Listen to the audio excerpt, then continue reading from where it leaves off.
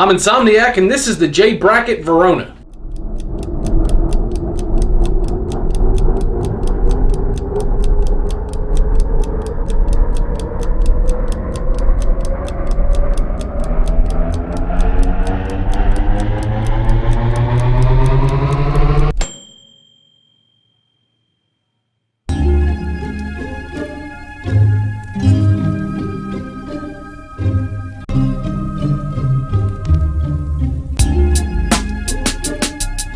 Before we get into this review, I'd like to give a big shout out to Jim Berry, who sent this in, along with a bunch of other watches that you're going to be seeing coming up for review soon on this channel, along with a bunch of watches that I've already reviewed on this channel. That's been a big help. Speaking of which, anybody watching this who has any watches you'd like to see me review on this channel, email me at shouldItimethis@gmail.com. I will let you know where to send them. I will insure them and send them back. Okay, let's get into the watch piece by piece. The case on this piece is pretty good, minus the fact that it fingerprints so easily that you basically have to carry around a polishing cloth, but other than that, one of the things I like about it is the way the dimensions work on the wrist. Although 43mm sounds large for the diameter of the watch, the relative slimness to the height makes it look and feel about right on my 7-inch wrist.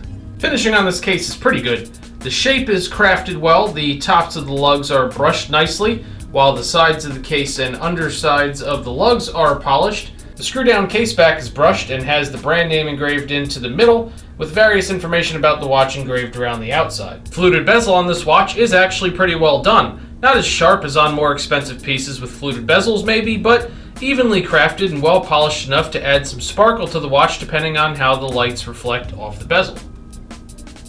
Lastly, the crown on this watch is almost excellent. Has a good slotted grip to it, and it is the perfect diameter and width for this watch. But there is a large missed opportunity here because you have a large blank face that doesn't have a brand or anything on it. It kind of makes the side of the watch look kind of plain. Overall, the case is average. Under close inspection, you can see where the quality falls short of more expensive watches, but at a glance, it's pretty well done and does the job visually. At first glance, I really liked the dial on the Verona. The matte black, almost charcoal gray backdrop behind white printed indices and polished applied hour markers and hands is a solid presentation. And although I don't love Cyclops crystals, the Cyclops on this watch is large enough that it magnifies the date from a good variety of angles rather than only from straight up and down.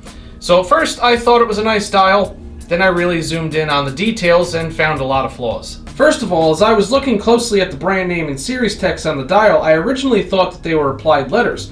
What I believe it to actually be instead is something that I don't believe I've ever seen on a watch before.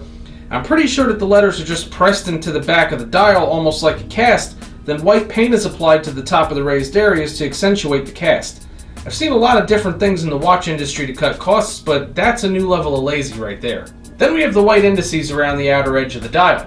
There's nothing wrong with printed white markers on a black dial, but for some reason there's a smaller 1/8 second track that runs between the slightly larger minute and second track. What this does is take what would have been a simple and easy to read design and clogs it up for no apparent reason, being that this watch uses a deadbeat second hand and has no chronograph. And last we have the hands. Just like with the other features of this dial at first glance, you have polished hands over a black dial. No problem, right?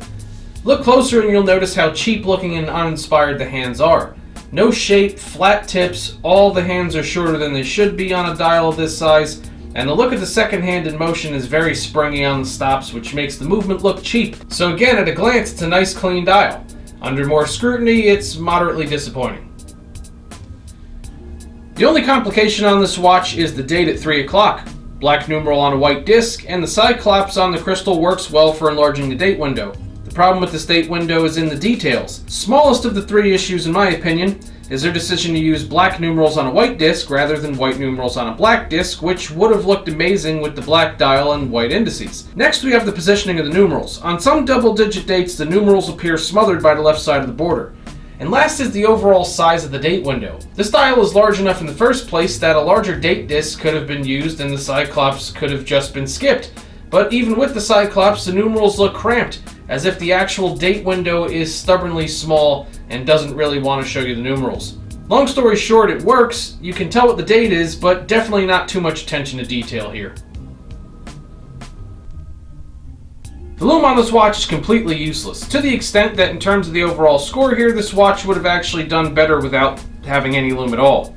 The only Lume on this watch is in the tiny dots above each hour marker, but what makes this Lume useless isn't the fact that the dots are so small, or even the fact that they don't really charge without using a direct light source like I used here. It's pointless because there's no Lume on the hands. So even if you could make out the dim glow of little dots in the dark, you can't see the hands, so you can't tell the time. So it's useless. Time at a glance on this watch could have been great if not for the short handset and the dumb decision to add extra markers between the minute indices to clog up the minute track. But even with those flaws, you can tell the time pretty easily with this watch. Clean, simple layout, and good contrast between the black dial and everything else. Despite the sloppy look of this movement, I've observed it for a week and the time is dead on since I last said it, so the Miyota quartz movement in this piece is very accurate. The bracelet on this piece is kinda like everything else on this watch. Looks great at first glance, but then it goes downhill from there.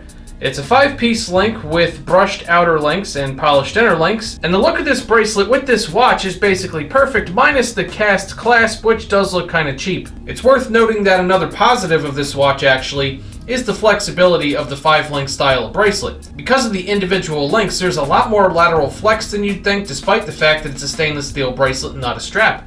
It is fairly comfortable. The first issue is only a problem for those of you who will be sizing the bracelet yourself. Lining up the tiny middle links when you're reinserting a pin is a nightmare, but that can be said for almost any bracelet with this 5-link design.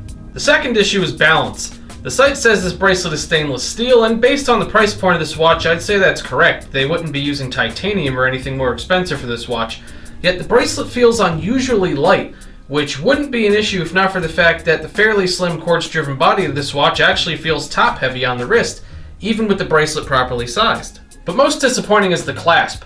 Not only does it look cheap, but it's really flimsy when in use. There's a lot of flex, and when you're closing the first portion of the folding clasp, it doesn't always align with the base properly, and you have to wrestle it into position before you can close the second clasp with the engraved name on it. If not for the fact that it is a double locking clasp, I'd actually be wary of keeping this bracelet on the watch in terms of long-term stability. Last but not least, we have value. As of the time of this review, I could only find it for sale on 2 sites, the manufacturer's website and Amazon. It's listed for the same price on both sites, $195. Now, to keep with the unfortunate theme of this review, at first glance, it looks like it could be worth $195. It looks like a solid piece. Handsome design without being too fussy, nice polish, bootleg Rolex cues like the fluted bezel and big Cyclops. But spend 5 minutes actually looking at this watch a little bit more closely, and it's easy to see that the points I made in this review ring true, and the overall quality just falls short. For any quartz watch to really be a good value at almost $200, really everything outside of the movement needs to be a pretty top-notch quality, better attention to detail. This watch, as it's presented here today, is a sub-$100 watch easily. And for $195, you could find tons of watches that are honestly a better quality and have better aesthetic characteristics. So for $195, I honestly can't say that this is a good value. Again, a big shout out to Jim. Much appreciated for sending this in to be reviewed. If you're enjoying the reviews on this channel and you want to see a lot more content coming your way soon, definitely check out the link at the top of the video description. That is the Patreon page for Should I Time This. I would appreciate your support over there. And that's it. I'll see you all at the next one.